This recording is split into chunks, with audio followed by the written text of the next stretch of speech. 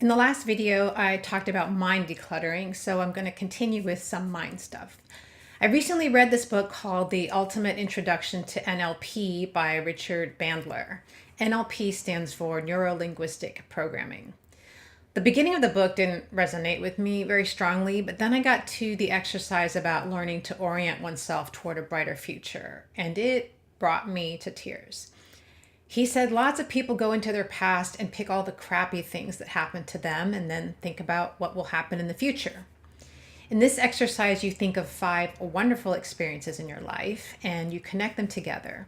Think of the first one, then the second one, and when you get to the 5th one, you cycle back to the beginning. As you do this, you ask yourself, what does it feel like to be in a state of bliss? I know that it's been a really long time since I felt bliss, but this exercise made me remember that I once did. More importantly, remembering these moments reminded me what bliss feels like. As I thought about each experience, feelings I haven't felt in so long came back to me. What it feels like to be taken care of, to feel safe and secure, to feel loved, to make others laugh, to feel true joy, to feel hope. After you run through these 5 experiences, you look into the future and add a 6th one. You think about something you're going to do in the future, something you're going to do differently.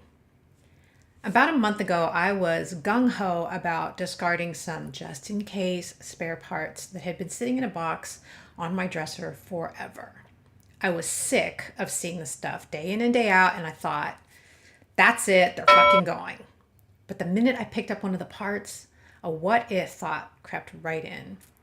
What if this part of my unit breaks? Then I would need this. And immediately I lost my resolve. I tried the may or may not exercise. This part on my unit may or may not break.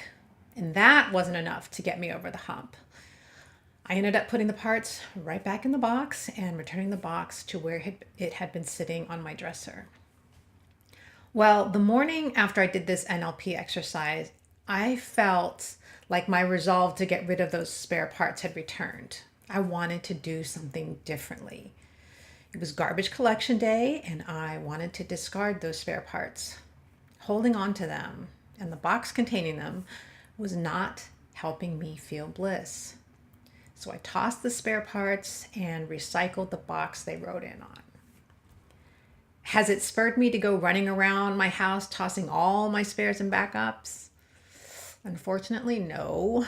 But instead of my go-to negative thought of, ugh, that didn't even make a dent, I have so much more to get rid of, I want to focus on how much I love seeing the empty space where the box and spare parts used to reside.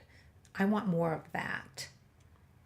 Facing clutter and parting with things can be so challenging and depressing.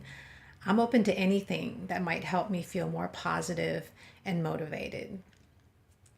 I want to share another helpful resource I came across recently. It's a blog called the Decluttering Coach. I like what I've read so far. Her posts are to the point while also gentle. She's of the opinion that it's okay to have an I don't know category. She acknowledges how shame is a real bitch that gets in the way of decluttering.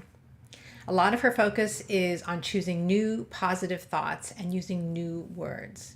It's only 5 posts in, so for anyone like me who feels like they have to read everything, you'll be caught up in no time. I'll post the link below and hope you'll check it out.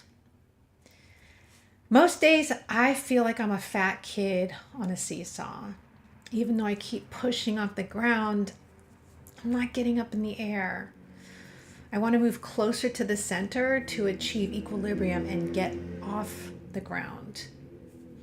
I feel like I'm inching closer to the center, so I'm going to practice feeling bliss and replacing old negative thoughts and words with new positive ones.